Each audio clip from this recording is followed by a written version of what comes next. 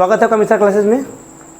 आज इतिहास का तीसरे पार्ट हिंद चीन में राष्ट्रवाद का वीडियो लेकर मैं मंजित मिश्रा आज आप लोगों के सामने हाजिर हूँ। आज हम लोग इस चैप्टर के अति लघु उत्तरीय, लघु उत्तरीय और दीर्घ उत्तरीय के सारे प्रश्नों को हल करेंगे और देखेंगे कि कितने महत्वपूर्ण ये हमारे बोर्ड एग्जाम के लिए है। पूरे आपको इस चैप्टर के बारे में जीरो से हीरो तक समझाया जाएगा क्या है। अगर वीडियो अच्छा लगे तो दोस्तों को भी शेयर जरूर कीजिएगा। तो चलिए शुरू करते हैं आज के इस वीडियो का। तो पहला क्वेश्चन है अति लघु उत्तरीय, जो आपका किताब से अति लघु उत्तरीय, उसका पहला क्वेश्चन कि हिंद चीन में रहने वाले फ्रांसीसी जो हिंद चीन में अपना व्यापार करने गए थे, वहाँ जो अपना स्थायी रूप से रहने लगे, उनको किस नाम से जाना जाता था। तो हिंद चीन में रहने वाले फ्रांसीसी नागरिक को हम लोग कोलोन के नाम जानते हैं, कोलोन कहा जाता था। वहाँ पर हिंद चीन में रहने वाले फ्रांसीसी को कोलोन कहा जाता था। अगला वियतनाम में, दूसरा क्वेश्चन कि वियतनाम में टोकन फ्री स्कूल क्यों स्थापित किए गए थे। अति लघु उत्तरीय प्रश्न का दूसरा प्रश्न है अति लघु उत्तरीय का कि टोकन फ्री स्कूल क्यों स्थापित किए गए थे। तो वियतनाम में टोकन फ्री स्कूल की स्थापना 1907 ईस्वी में वियतनामी लोगों के पश्चिमी ढंग की शिक्षा देने और आधुनिक विचारों के प्रसार के लिए की गई थी। ये फ्रांसीसी भाषा और संस्कृति अपनाना शामिल था। फ्रांसीसी भाषा और फ्रांसीसी संस्कृति को अपनाने पर भी प्राथमिकता दिया गया था। यहाँ पर हिंद चीन के लोगों के बीच जो है वो पश्चिमी ढंग के, जो पश्चिमी सभ्यता है, संस्कृति है, शिक्षा है, वो इसमें इस स्कूल द्वारा इसका प्रसार किया गया था, टोकन फ्री स्कूल के द्वारा। अगला तीसरा प्रश्न आपके सामने है कि वियतनाम में स्कॉलर्स रिवोल्ट, इसको हम लोग स्कॉलर्स विद्रोह के नाम से भी जानते हैं, क्यों हुआ था। तो यह विद्रोह यह बहुत ही इंपॉर्टेंट है, ऑब्जेक्टिव आपके ऑब्जेक्टिव एग्जाम के लिए काफ़ी जरूरी है कि क्वेश्चन है कि स्कॉलर्स विद्रोह कब हुआ था। तो स्कॉलर्स विद्रोह 1868 ईस्वी में हुआ था और यह फ्रांसीसी कब्जे और ईसाई कब्जे के धर्म बढ़ते प्रभाव और प्रसार के खिलाफ राज दरबार के अधिकारियों द्वारा किया गया था। मतलब जो वहाँ पर स्कॉलर्स, राज दरबार के जो प्रमुख अधिकारी सब जो थे वियतनाम के, ये तो हिंद चीन में जो रहने वाले लोग थे, वो फ्रांसीसी का लगातार जो दबाव बढ़ रहा था, ईसाई चर्चों का जो दबाव लगातार बढ़ते जा रहा था उन पर, तो इसके खिलाफ यह विद्रोह किया गया था। जो विद्वान, जो मध्यम वर्ग, जो काफ़ी मतलब कि पढ़े लिखे लोग थे, उनके द्वारा यह आंदोलन किया गया था, इसलिए इसको स्कॉलर्स रिवोल्ट कहा जाता है। अगला क्वेश्चन है कि पाथेट लॉ की स्थापना क्यों गई थी। पाथेट लॉ, तो पाथेट लॉ की स्थापना लाओस के फ्रांसीसी उपनिवेशवाद और अमेरिकी हस्तक्षेप के खिलाफ संघर्ष करने तथा देश में साम्यवादी मतलब कम्युनिस्ट सरकार की स्थापना के लिए सुफकोवांग के नेतृत्व में, एक प्रमुख नेता जो था, पाथेट लॉ का प्रमुख नेता था वो सुफानोवोंग था, इसके नेतृत्व में स्थापना किया गया था। और ये जो इसके स्थापना का मुख्य उद्देश्य फ्रांसीसी उपनिवेशवाद और अमेरिकी हस्तक्षेप, फ्रांसीसी का लगातार बढ़ता उपनिवेश और इसमें अमेरिका का जो हस्तक्षेप होने लगा था, तो इसके खिलाफ यह विद्रोह किया गया था। तो यहाँ पर हम लोग 4 क्वेश्चन देख चुके हैं। देख लीजिए जल्दी क्वेश्चन को, इसको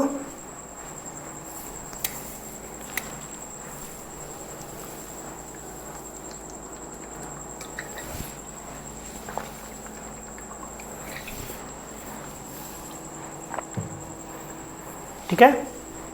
चलिए आगे क्वेश्चन देखते हैं कि 1970 में जकार्ता सम्मेलन क्यों बुलाया गया था। जकार्ता कहाँ की राजधानी है? इंडोनेशिया की राजधानी में 1970 में एक सम्मेलन, तो 1970 में जकार्ता में सम्मेलन क्यों बुलाया गया था। तो इस क्वेश्चन को देखते हैं। देखिए 1970 में जकार्ता में सम्मेलन इंडोनेशिया द्वारा कंबोडिया के संकट मतलब जो कंबोडिया में जो गृह युद्ध हुआ था, विदेशी गृह युद्ध में विदेशी हस्तक्षेप जो हुआ था, उसको सुलझाने के लिए दक्षिण पूर्व एशिया में शांति बहाल करने के लिए, इसके उद्देश्य से 1970 में जकार्ता में इस सम्मेलन को बुलाया गया था, इस बैठक को बुलाया गया था। तो इस तरह से आपका ये 5 लघु उत्तरीय अति लघु उत्तरीय प्रश्न आपका हिंद चीन राष्ट्रवाद से खत्म हो गया है। फिर आते हैं कि अति लघु उत्तरीय प्रश्न, लघु उत्तरीय प्रश्न का पहला है कि वियतनाम में राष्ट्रवाद के उदय के कारण का उल्लेख कीजिए। वियतनाम में राष्ट्रवाद के उदय क्यों हुआ था, इसका उल्लेख करना है, कारण उल्लेख करना है। तो दिया कि वियतनाम में राष्ट्रवाद के उदय का प्रमुख कारण, जिसका मुख्य कारण था वियतनाम में, उसको निम्नलिखित है। पहला क्या है कि फ्रांसीसी का शोषण। फ्रांसीसी अपना जो उपनिवेश जो वियतनाम में स्थापित कर रहे थे, धीरे धीरे वहाँ पर निवास करने लगे और चाह रहे थे कि हम उनके शिक्षा, उनके संस्कृति को पूरा वियतनाम वाला माने। इसके कारण उनका शोषण काफ़ी इतना ज़्यादा बढ़ता चला जा रहा था कि वियतनाम के लोग जो उसके मूल निवासी हैं, उनको यह अच्छा नहीं लग रहा था। तो ये क्या किया, फ्रांसीसी शासन के खिलाफ आवाज़ उठाना शुरू कर दी। यह दिया गया कि फ्रांसीसी द्वारा वियतनाम के संसाधनों का अत्यधिक आर्थिक शोषण होने लगा था, जिस पर वहाँ के लोग काफ़ी त्रस्त हो गए थे और ये वियतनाम के खिलाफ, फ्रांस के खिलाफ आवाज़ उठाना शुरू कर दिए। दूसरा है पश्चिमी शिक्षा का प्रभाव। नई शिक्षा नीति वियतनामियों में आधुनिक विचारों का स्वतंत्रता की भावना जगी। जब नए शिक्षा नीति, जब पश्चिमी शिक्षा का प्रचार वियतनाम में हुआ तो आगे जो प्रमुख दार्शनिक थे, जो अपने देश, अपने राष्ट्र के प्रेम के जो किताब जो उनके जनता को मिलने लगा, तो इससे उनका विचारों में काफ़ी गहरा प्रभाव हुआ और वो फ्रांस से आज़ादी के लिए सजग होने लगे। फिर है बुद्धिजीवियों की भूमिका। और फान बेइचाओ, वहाँ के जो प्रमुख नेता, मान लीजिए वियतनाम को माना जाता है प्रमुख नेता फान बेइचाओ को, वो, उसके अलावा हो ची मिन्ह जो सबसे प्रणेता माना जाता है, वहाँ सबसे जो आज़ादी का सबसे प्रमुख नेता वहाँ के हुआ है, जिस नेताओं ने जनता को जागृत किया। जापान और चीन का प्रभाव। रूस पर जापान की विजय 1905 में रूस पर जापान की विजय हुआ था। यही मुख्य अंतर, जिससे पीछे जब हम लोग पढ़े थे कि रूस से जब जापान से जब रूस हार गया था 1905 ईस्वी में, तो रूस की इतनी दयनीय स्थिति हो गई थी क्योंकि जनता खाने के लिए त्रस्त हो गई थी। इसी का नारा देते हुए जब आगे बढ़ रही थी तो खूनी रविवार घटना हुआ था।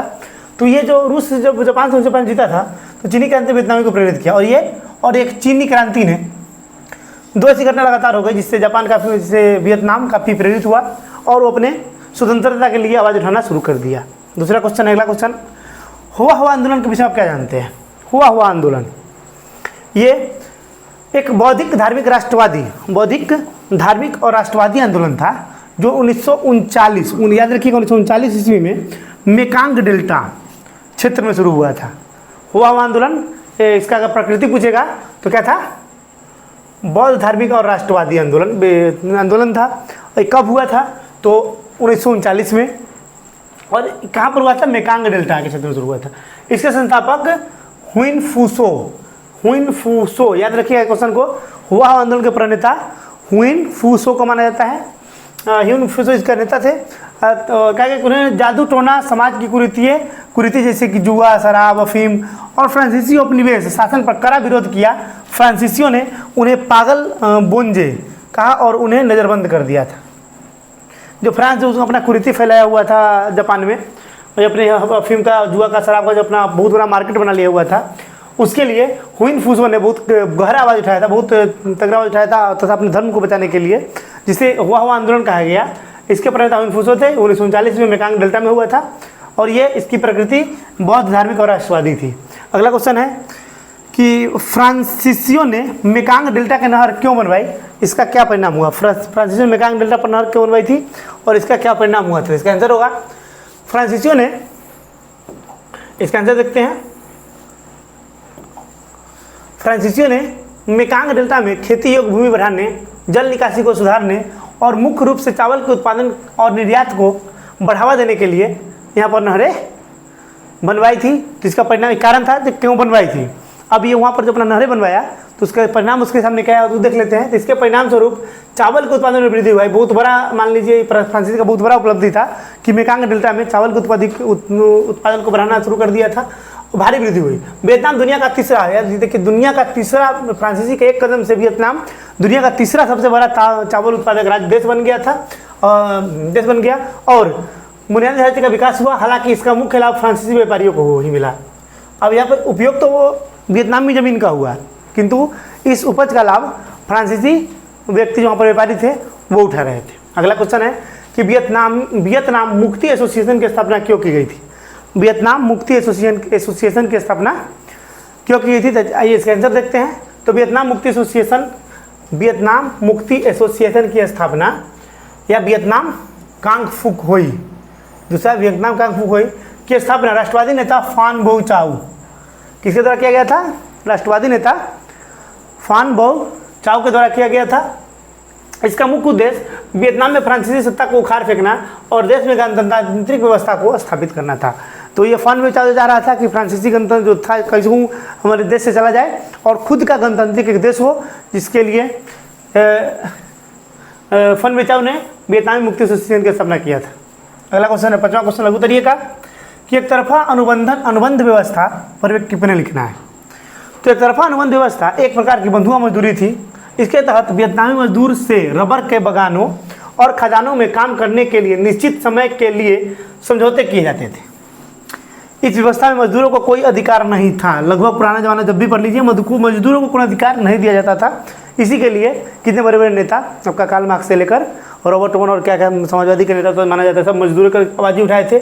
जबकि महिलाओं को मालिकों को असीमित अधिकार प्राप्त था। मजदूरों को कोई अधिकार नहीं है, और जो भी अधिकार था वो मालिक के पास ही था। मालिक जो चाहता वो कर सकता था। अनुबंधन की शर्तों को पूरा न करने पर मजदूरों को कड़ी सजा और जेल भी हो जाती है। अगर अनुबंध के पर पहले के मजदूर को कोई अधिकार नहीं था, और जो शर्त दिया गया था पूरा न होने पर उन पर जुर्माना और कड़ी सजा के साथ साथ जेल भी हो सकता था। अगला क्वेश्चन है कि बाओदाई के विषय में आप क्या जानते हैं। बाओदाई के विषय में आप क्या जानते हैं। क्वेश्चन है कि बाओदाई अन्नाम है, अन्नाम जो वियतनाम का एक छोटा सा हिस्सा है का अंतिम सम्राट था। एक छोटा सा वियतनाम का छोटा सा एक स्थान है अन्नाम, वहाँ का अंतिम सम्राट जो था वो बाओदाई था। द्वितीय विश्व युद्ध के दौरान उन्होंने जापानी और बाद में फ्रांसीसी प्रभाव को कम किया। द्वितीय विश्व युद्ध के बाद जो जापान, पहले वियतनाम में फ्रांसीसी, जापान के कुछ प्रभाव कम हुआ, फिर फ्रांस के प्रभाव को कम किया। 1949 में फ्रांसीसियों ने उन्हें दक्षिण वियतनाम का शासक बनाया ताकि हो ची मिन्ह की साम्यवादी सरकार का मुकाबला कर सके। अब क्या हुआ कि उनको लालच दिया गया 1949 में कि वो दक्षिण वियतनाम का शासक बनाया। जो फॉन ब्यूचाऊ जो पूर्ण गणतांत्रिक सरकार चाहता था, उसको रोकने के लिए फ्रांसीसियों ने दक्षिण वियतनाम का शासक बनाया ताकि साम्यवादी सरकार का मुकाबला कर सके, तो इसका नेता हो ची मिन्ह था। 1955 में जेनेवा समझौता के बाद जनमत संग्रह में नगो दिन दिएन ने उन्हें अपदस्थ कर दिया। जिसको 1955 के जो जेनेवा समझौता हुआ उसमें नगोन दिएन ने उन्हें अयोग्य घोषित कर दिया और उन्हें सत्ता से हटा दिया था। वियतनाम का विभाजन क्यों हुआ और कैसे हुआ। अगला क्वेश्चन है कि वियतनाम का विभाजन क्यों कैसे हुआ, तो इसका आंसर देखेंगे।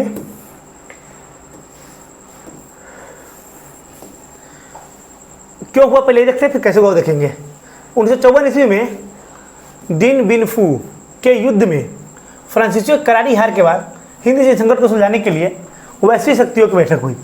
अब क्या हुआ कि जब यहाँ पे जब युद्ध हुआ 1954 में दिन बिन फू के 1954 में फ्रांसीसी और वियतनामी के बीच, जिसमें क्या हुआ, फ्रांस जो वैश्विक शक्ति के रूप में जाना जाता था, वैश्विक शक्ति विश्व में काफ़ी ताकतवर देशों में जाना जाता था उस समय, उसमें फ्रांस हार गया।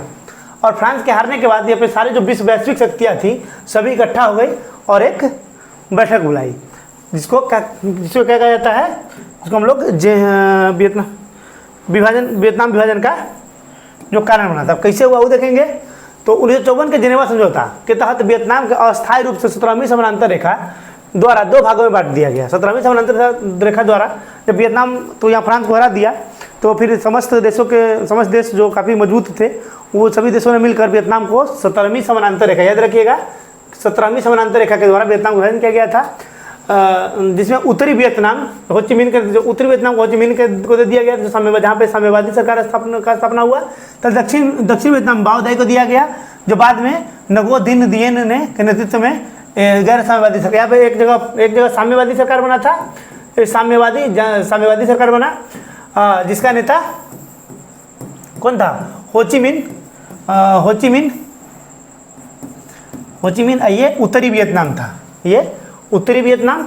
और दक्षिणी वियतनाम में जो सरकार बना था वो नगो दिएम के नेतृत्व में बना था, जो बना था बाओदाई के नेतृत्व में, लेकिन बाद में नगो दिएन ने इस पर अपना अधिकार कर लिया था, जो एक गैर साम्यवादी सरकार था। आगे चलते हैं कि जेनेवा समझौता क्यों हुआ था। ये क्वेश्चन को देखते हैं कि जेनेवा समझौता 1954 में फ्रांस के सेनाओं के वियतनाम में पराजय के बाद हिंद चीन में जारी युद्ध को समाप्त करने तथा शांति स्थापित करने के लिए वियतनाम, लाओस व कंबोडिया के भविष्य का फैसला करने के लिए अंतर्राष्ट्रीय जैसे अमेरिका, सोवियत संघ, चीन, ब्रिटेन, फ्रांस के बीच समझौता हुआ था ये 1954 में, जिसको हम लोग जेनेवा समझौता के नाम जानते हैं। तो जल्दी क्वेश्चन को लिख लेंगे और ज़्यादा परेशानी हो तो इसका स्क्रीनशॉट भी ले लेंगे आगे लिखने के लिए। उम्मीद कर रहे हो कि वीडियो आप लोग को पसंद आ रहा है। पूरा एक एक क्वेश्चन आप लोग को अच्छा तरीके से करवा दिया जाएगा। कहीं पर कोई परेशानी हो, कोई क्वेश्चन हो तो आप लोग कमेंट भी कर सकते हैं वीडियो पर। जल्दी क्वेश्चन देख लेंगे। अभी यहाँ तक हम लोग जेनेवा समझौता कर चुके हैं, इसके आगे फिर भी देखते हैं। जल्दी इसका स्क्रीनशॉट ले ले या फिर जल्दी लिख लीजिए इसको।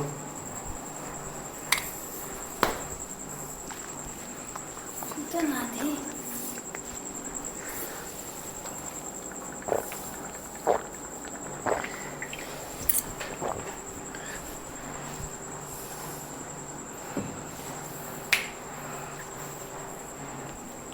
अगला क्वेश्चन देखिए, 9 नंबर क्वेश्चन, माइली हत्याकांड का परिचय दीजिए।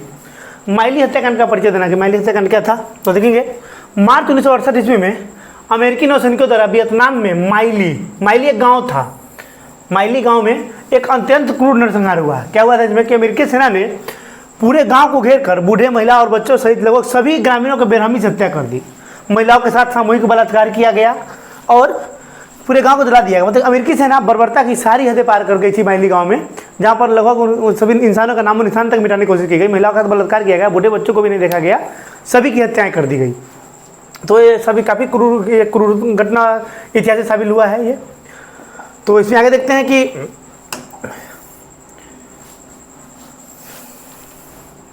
और प्रोग्राम जला दिया गया। इस घटना की खबर जब दुनिया के सामने आई तो पूरे विश्व में, यहाँ तक कि खुद अमेरिका में भी इसकी भारी निंदा हुई। अमेरिकी सेना के द्वारा किया गया कार्य का बहुत कम ही मौका होता है जहाँ पे अमेरिका खुद उसके निंदा करके सामने आया। जहाँ पे माइली हत्याकांड में अमेरिका ने भी इसकी घटना की काफ़ी निंदा की हुई थी।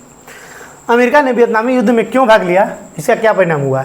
अब ये वियतनामी जो था, जो मेन फ्रांस और पश्चिमी देशों के बीच जो चल रहा था, व्यापार के होर लगा हुआ था, इस कारण ये वियतनामी युद्ध शुरू हुआ था। वियतनामी के संग्राम जो अंदर विद्रोह था वो अब अमेरिका के इंट्रेस्ट में कैसे हुआ, अब इसके बारे में देखते हैं। तो फिर कैसा मिल हुआ कि अमेरिका के डोमिनो थ्योरी के तहत एशिया में साम्यवाद के प्रसार को रोकना चाहता था। अमेरिका जो था डोमिनो थ्योरी के तहत चाह रहा था कि एशिया में साम्यवाद का प्रचार कम हो, क्योंकि अमेरिका पूंजीवाद का समर्थक है, अमेरिका एक पूंजीवादी देश है। रोका जाता था यदि पूरे वियतनाम पर कम्युनिस्टों का कब्जा हो जाए तो आसपास के अन्य देश भी साम्यवादी हो जाएंगे। उनका मानना था कि अगर पूरे वियतनाम में अगर साम्यवादी देश का साम्यवादी शासन अगर लग जाए तो आसपास रहने वाला जितना भी देश है सभी पर साम्यवादी शासन ही स्थापित हो जाएगा। अब ये कारण था। इसका परिणाम क्या हुआ कि यह युद्ध अमेरिका के लिए बेहद विनाशकारी और अपमानजनक साबित हुआ।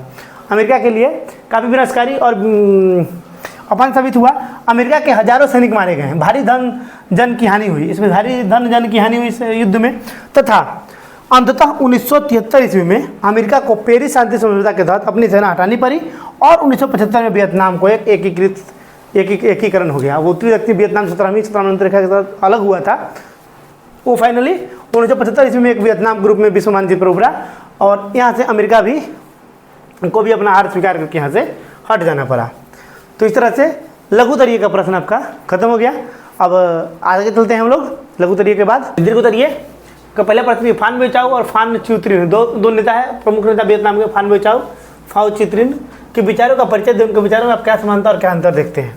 इससे पहले देखते हैं कि 20वीं शताब्दी के पूर्वार्ध में वियतनाम के राष्ट्रीय आंदोलन की दिशा देने में फान बेचाओ और फान च्युत्रिन दो सबसे प्रमुख स्तंभ थे। ये जो थे बताया कि वियतनाम के राष्ट्रीय आंदोलन में फान बेचाओ और फान च्युत्रिन दो प्रमुख नेता थे जो वियतनाम को अंततः मतलब उनके अपने स्थान तक पहुंचाया, वियतनाम को एकीकृत किया। दोनों का अंतिम लक्ष्य वियतनाम में फ्रांसीसी गुलाम को मुक्त कराना था, परंतु इस लक्ष्य प्राप्ति के रास्ते और दृष्टिकोण पूरी तरह भिन्न थे। दोनों नेता का लक्ष्य एक ही था मगर दृष्टिकोण दोनों का अलग अलग था। देखिए क्या था यहाँ पर, दोनों के विचारों में समानता, दोनों के विचार में समानता क्या थी। समानता देखिए, दोनों सच्चे राष्ट्रभक्त थे, दोनों नेता देश प्रेम की भावना से ओतप्रोत थे और वियतनाम पर फ्रांसीसी औपनिवेशिक शासन को पूरी तरह समाप्त कर देते हैं। यहाँ पर अगर सच्चे राष्ट्रभक्त विचार में दोनों का समानता था और दोनों का लक्ष्य एक ही था कि फ्रांसीसी अधिकार वियतनाम पर उसको खत्म किया जाए। सामाजिक सुधारों के पक्षधर, दोनों सामाजिक सुधार के पक्षधर थे। दोनों का मानना था कि वियतनामी समाज में फैली पुरानी रूढ़िवादिता, कुरीति और कमियों को दूर करना बेहद आवश्यक हो गया है। अब दोनों समानता हो गया। अब दोनों के विचार में अंतर क्या था, तो पहले राजनीतिक व्यवस्था के संबंध में अंतर बताते हैं। फान बेचाओ पारंपरिक राजशाही का समर्थक था। याद रखिए, फान बेचाओ राजशाही का समर्थक था। वे राजा के साथ लेकर विदेशी ताकतों को भगाना चाहता था। इसके विपरीत अब वो राजतंत्र का समर्थक था फान बेचाओ और राजा का साथ लेकर विदेशी को भगाना चाहता था। इसके विपरीत फान च्युत्रिन जो था राजशाही का कट्टर विरोधी था और वियतनाम में पश्चिमी देशों के तर्ज पर पूर्ण लोकतंत्र या गणतंत्र का स्थापित करना चाहता था। पश्चिम में जो कुछ क्रांतियां हुई थी जो पहले पश्चिमी के देशों में, फ्रांस में, अमेरिका में, उसके तर्ज पर फान च्युत्रिन चाहता था कि पूर्ण रूप से उसका वियतनाम का सरकार बने और वियतनाम एक स्वतंत्र और गणतंत्र देश बन जाए। और फ्रांसीसी सत्ता के प्रति दृष्टिकोण, दोनों फ्रांसीसी सत्ता के पक्ष में क्या सोचते थे या विपक्ष में क्या सोचते थे। फानवे चाव फ्रांसीसी देश का सबसे बड़ा दुश्मन मानते थे और तुरंत बलपूर्वक बाहर निकालना चाहते थे। फानवे चाव की नज़र में फ्रांसीसी वियतनाम का सबसे बड़ा दुश्मन था, तो वही फांचू त्रिन पूरी तरह फ्रांस को हटाने से पहले फ्रांसीसियों की मदद लेकर वियतनाम में समाज, कानून और शिक्षा का व्यवस्था करना चाहते थे।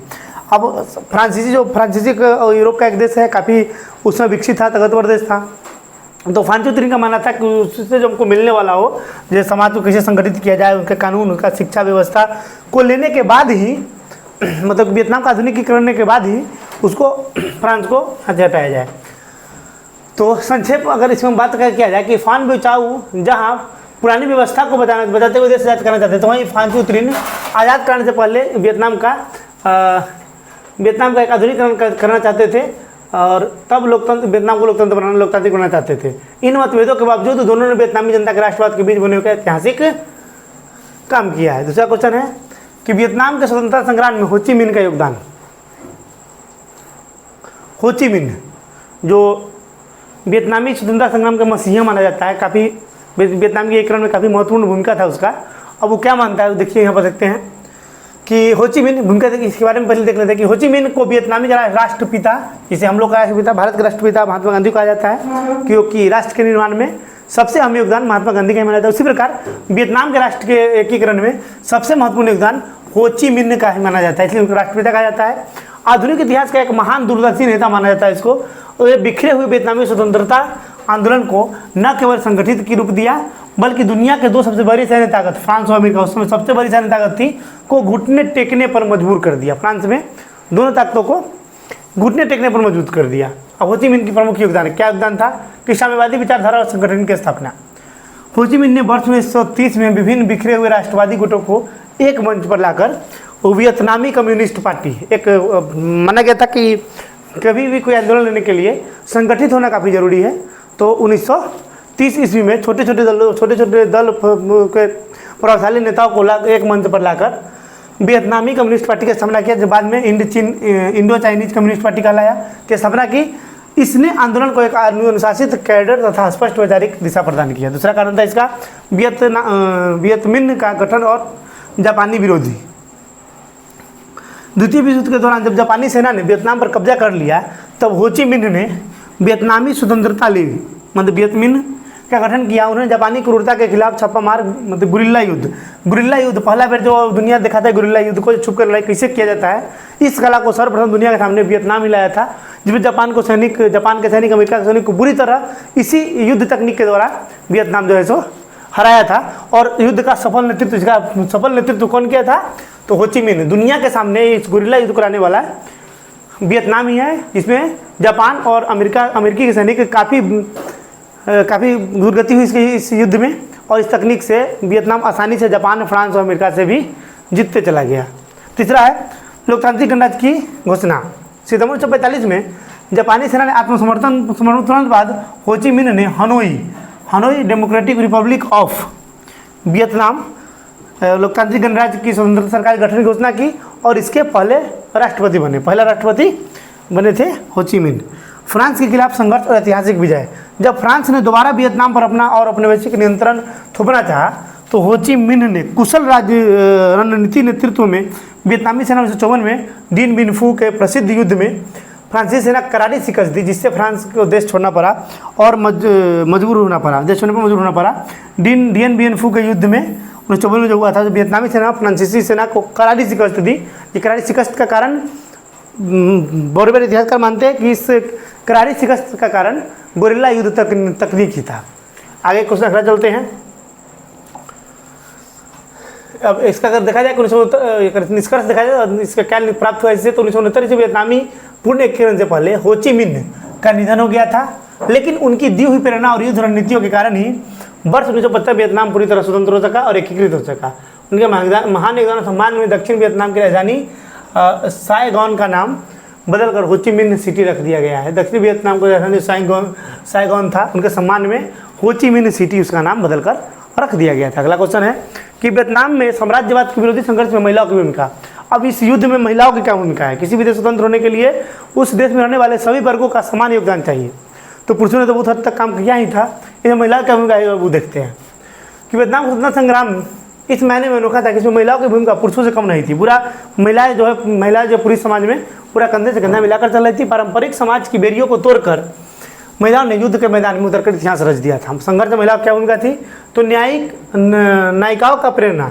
आंदोलन के दौरान राष्ट्रवादियों ने वियतनाम की पुरानी वीरांगनाओं जैसे त्रुन बहनों, त्रिओ की वीरता की कहानियाँ को फैलाया, जिससे महिलाओं में देश के लिए मन बिटने का जज्बा जागा। जो पुरानी जो पहले कुछ महिलाएं थी जो शहीद हो चुकी थी युद्ध में, तो वियतनामी प्रेस मान लीजिए, मीडिया मान लीजिए और राष्ट्रवादी नेताओं ने इसको काफ़ी महिलाओं को इस संदेश को पहुंचाया, जिससे वहाँ की महिलाएं काफ़ी सजग हो गई। वीर सैनिकों और योद्धा के रूप में हजारों युवतियाँ स्वेच्छा से सेना में शामिल हुई। उन्हें हाथों में राइफलें ली, मोर्चे संभाली और कई अमेरिकी लड़ाकू विमानों को मार गिराया। ये यहाँ की महिला की बात है।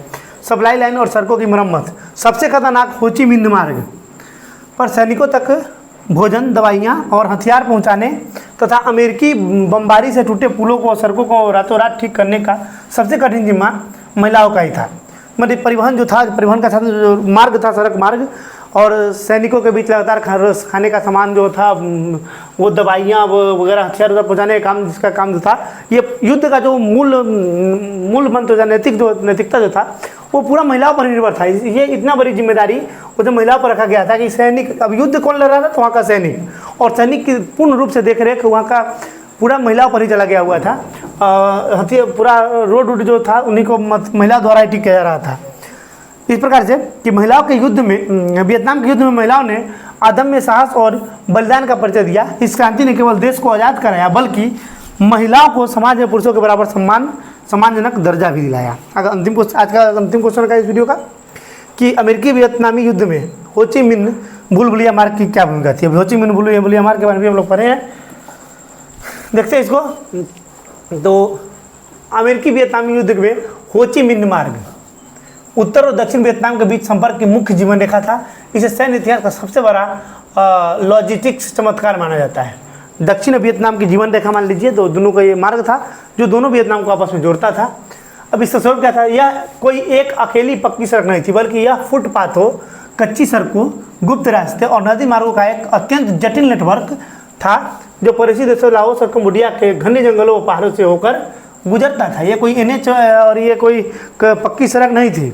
ये जंगल, पानी, छोटा पगडंडी, बहुत सारा रास्ता को मिलाकर एक भूल भुलैया मार्ग था, जो कब किधर जाकर निकल जा रहा था इसका कोई ठीक नहीं था, जो पड़ोसी देश से होकर भी जाता था। अब इसका मार्ग की भूमिका क्या है इस युद्ध में, अमेरिका से जो युद्ध हुआ, फ्रांस से जो युद्ध हुआ, उसमें इस भूल भुलैया मार्ग की भूमिका क्या है, तो आइए अब उसको समझते हैं। तो रसद और हथियारों की आपूर्ति, रसद और जो महिला जो रसद और हथियारों की आपूर्ति करती थी सैनिकों को, इसी मार्ग से करती थी। तब देखते हैं कि इस मार्ग का मुख्य काम उत्तरी वियतनाम कम्युनिस्ट सरकार द्वारा दक्षिणी वियतनाम के अमेरिका से लड़ रहे सैनिकों तक हथियार, गोला बारूद और भोजन का दवाइयाँ पहुँचाने का काम किसका था, तो महिलाओं का। जो हम लोग पहले क्वेश्चन देखे, इस सभी चीज़ को बनाने का जिम्मेदारी महिलाओं को दिया गया था। ठीक है। स्थानीय तकनीकों का अनोखा उपयोग। दुर्गम रास्ता होने के कारण वियतनामी लोग सामान ले जाने के लिए ट्रकों के साथ साथ विशेष रूप से मॉडिफाई की गई साइकिलें का इस्तेमाल करते थे, जिन पर 200 से 300 किलो तक का सैन्य सामान लाद दिया जाता था। त्वरित पुनर्निर्माण और संकल्प। जैसे ही अमेरिकी विमान बम गिरा कर जाते, वहाँ तैनात हजारों वियतनामी युवा और महिला कार्यकर्ता तुरंत मलबे को साफ कर रास्ते को दोबारा चालू कर देते थे। जंगलों के भीतर भी भूमिका, अस्पताल और कैंप भी बना लिए गए थे। तो इस प्रकार हो ची मिन्ह भूल भुलैया मार्ग केवल एक रास्ता नहीं था, बल्कि यह वियतनामी जनता का अटूट साहस और दृढ़ संकल्प का प्रतीक था। अमेरिका अपनी पूरी सैन्य शक्ति दिखाने के बाद भी इसे नष्ट नहीं कर सका। अंततः यह मार्ग वियतनाम के जीत का मुख्य कारण बना। तो इस प्रकार हिंद चीन राष्ट्रवाद का ये जो हम लोग का क्वेश्चन आंसर था, हम लोग पूरा एक एक क्वेश्चन लघु उत्तरीय, अर्ध लघु उत्तरीय और दीर्घ उत्तरीय के अच्छी तरह से देख लिए हैं। अब इससे जुड़ा आपका कोई सवाल हो, अब इसका अगले वीडियो में हम इस चैप्टर से आगे हम लोग इसका वीडियो ऑब्जेक्टिव भी करवाएंगे पूरा, कम से कम हर एक चैप्टर से 200 ऑब्जेक्टिव आप लोग कराया जाएगा। तो उम्मीद करते हैं वीडियो आप लोग को अच्छा लगा होगा। अच्छा लगा तो मेरे दोस्तों शेयर कीजिए, मेरे चैनल को सब्सक्राइब कीजिए, वीडियो कमेंट कीजिए। धन्यवाद।